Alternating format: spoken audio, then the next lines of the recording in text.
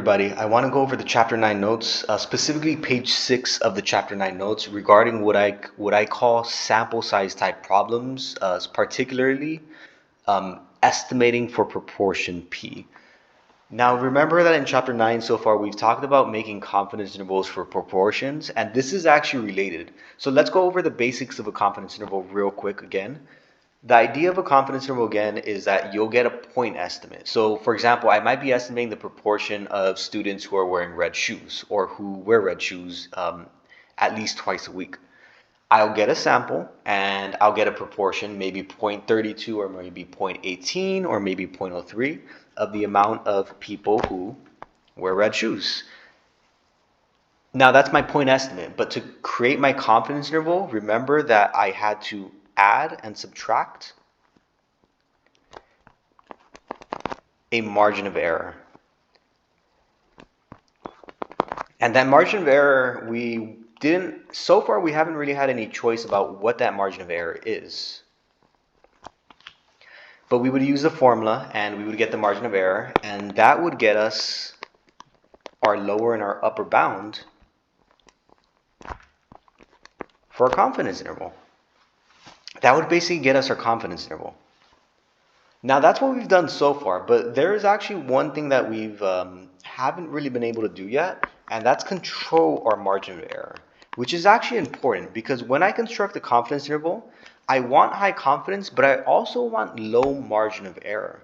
Low margin of error is going to mean that my graph is narrow, or I shouldn't say my graph, my confidence interval, meaning I might be, for example, 95% sure that the true proportion is within this interval. That's a lot more accurate than if I were to say, I'm 95% confident that the proportion is between 0 and 100%. If I can narrow it down, that's good.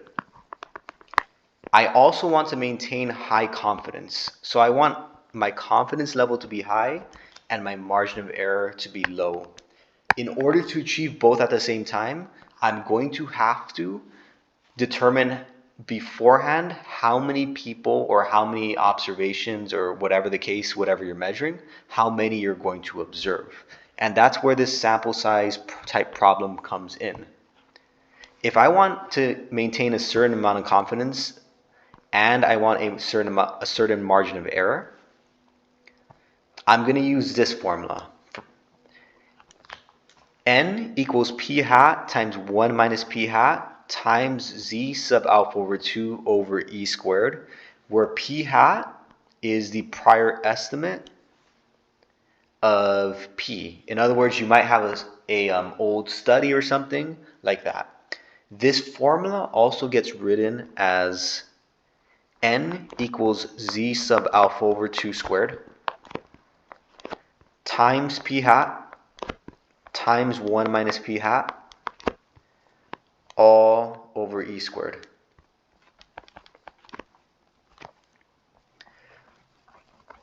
Whether you want to use the first version, which is right here, or you want to use the second version, this one right here, that's really up to you and your preference. They should always be giving you the same answer.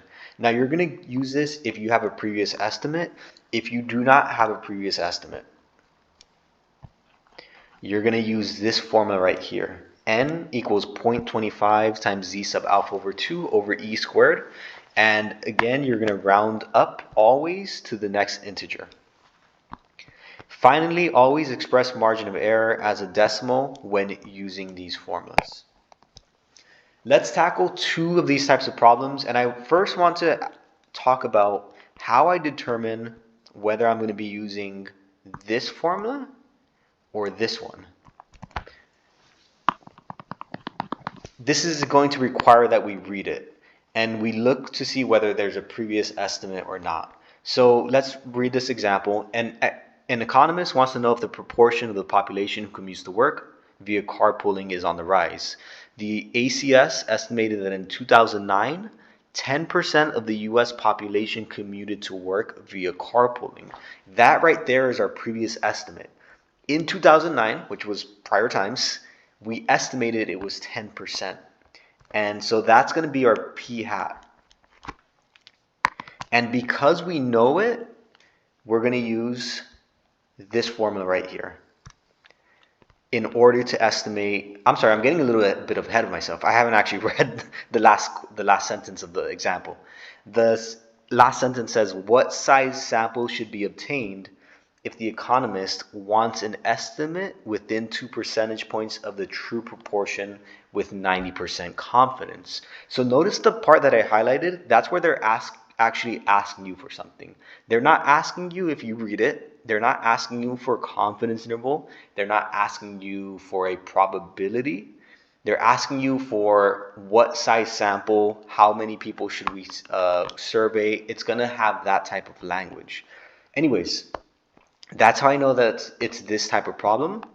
And because I had that 10%, that's how I know to use this formula. The one for when you have a prior estimate.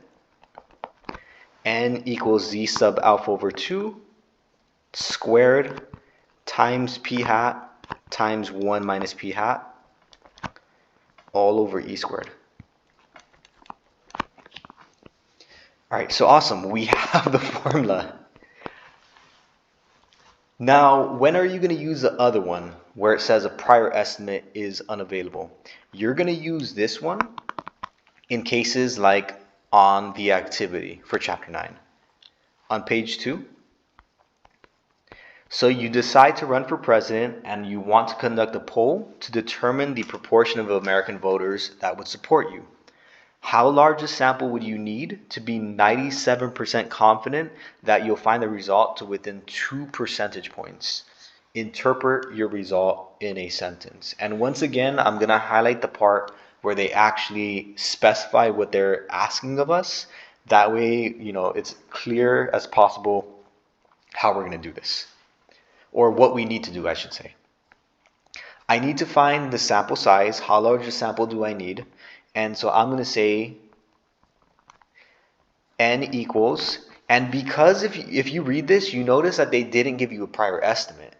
And so this one is where you'll use 0.25 z sub alpha over 2 over e squared. There's no prior estimate available. We're going to use that formula.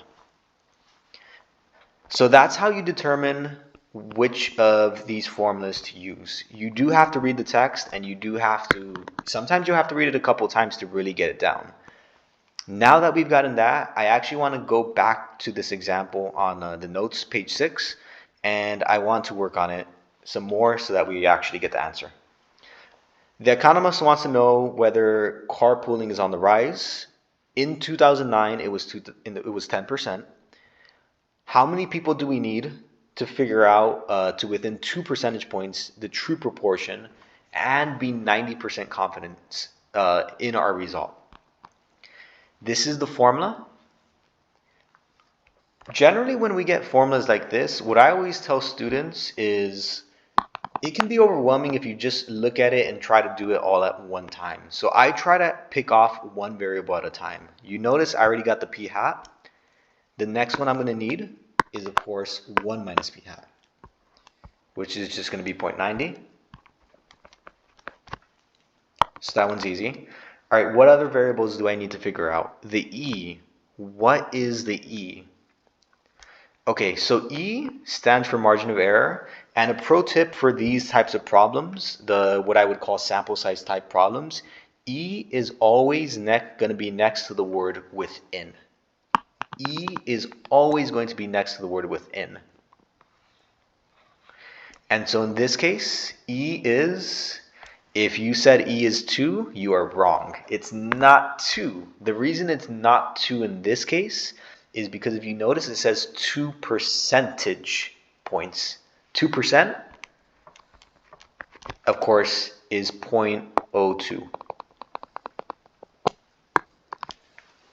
So we've found everything we need except one last thing, which is this critical value z sub alpha over 2. All right, if I want to find that, what I'm going to have to do, well, before I get to what I have to do, I do want to talk about what this is, the z sub alpha over 2. It's related to the confidence level. So we remember that we had a 90% confidence. we remember that z comes from a standard normal distribution. Basically what it is from a standard normal distribution, the confidence level is going to be the area in the middle, and then alpha over 2 is going to be the area in each tail. So in our case, we had 90% area in the middle, and we had an area of 10% left over, which gets split into 2, 0.05. Z sub alpha over 2 is the value that cuts off that quote unquote middle portion, or that middle area, from the tail, from the right tail specifically. So theoretically and conceptually, that's what it is.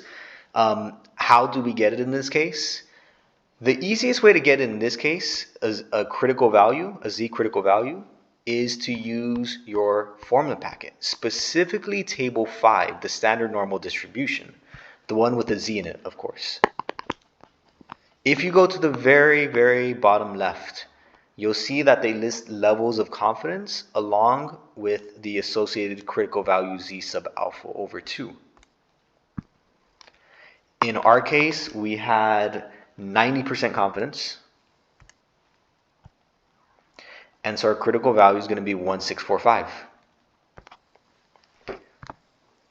So if your confidence level is listed there, take advantage. Otherwise, you're going to have to do extra work. All right, awesome. So we have all those values in. Let's just plug them in. N equals 1645 squared times p hat, which was 10, or 0.10, 1 minus p hat, which was 0.90, over 0.02 squared. Now you do that, and it comes out to about 608.9. And as we said, we're always going to round up for these sample size type problems. And so this becomes a 609 students is our answer here.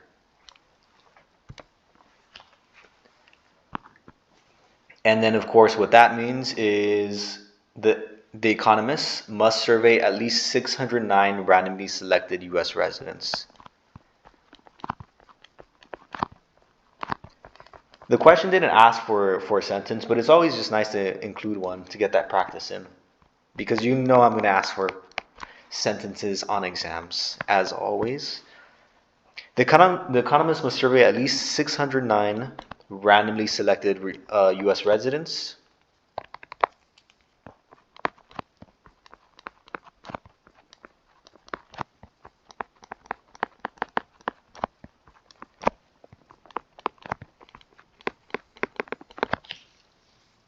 And that's it.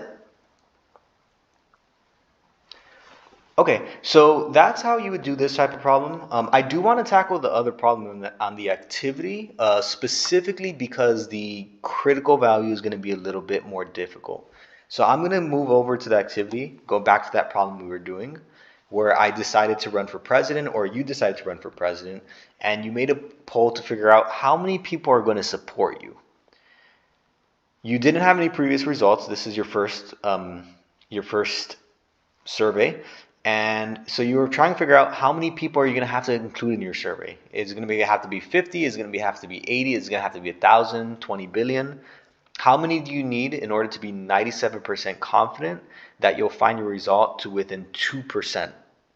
Interpret your results in a sentence. Once again, for this, we already found the formula. And so it's going to be 0.25 times my critical value over E squared. Okay, now again, what is E? What is Z sub alpha over 2? Etc., etc. E is going to be your margin of error. And like I said, it's always next to the word within. Because it says within 2%, we change it to a decimal. The critical value, that one's going to be harder. So the critical value, you might be tempted to try to use the table.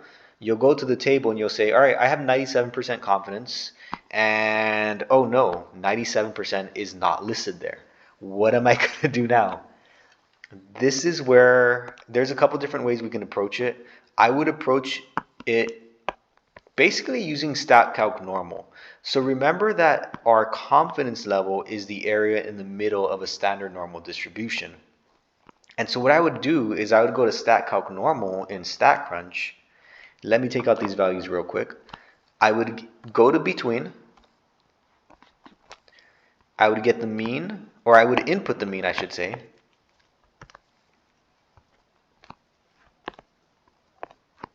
I would input my standard deviation of 1, my mean of 0, and I would place the area here.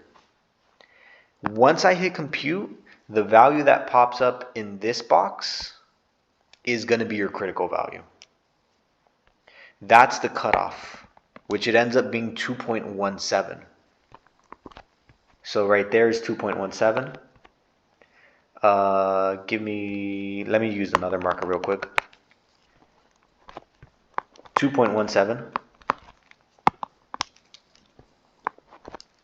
And then over here, actually, just FYI, is negative 2.17. Anyways, the critical value is 2.17, so we plug that in. And we just crank the numbers. It ends up being, I think, if I did this correctly, 2943.3, which, as we've said before, we're going to round up to 2944. And I'll just put that in the sentence because they did want me to put my results in the sentence. What this is saying is that to estimate the true proportion of American voters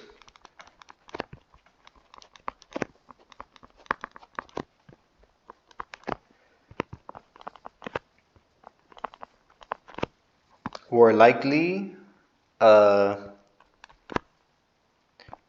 not likely, just the proportion of American voters who will support your campaign or who will support you, I'll say.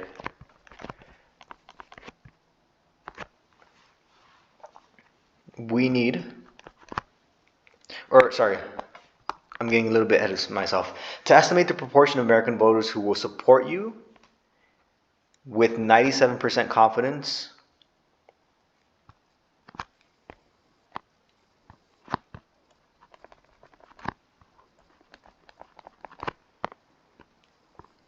and yes, these sentences for these do get long.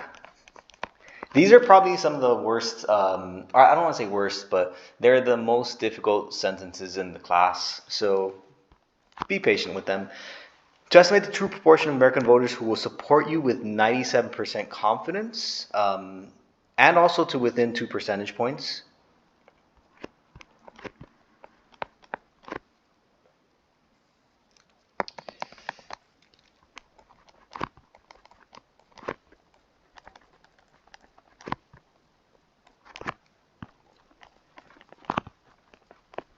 We must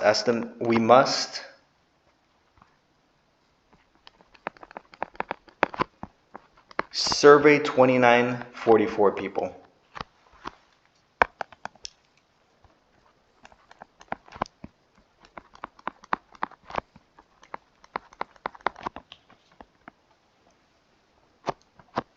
I ran out of space, so I'll just leave it like that. Peeps.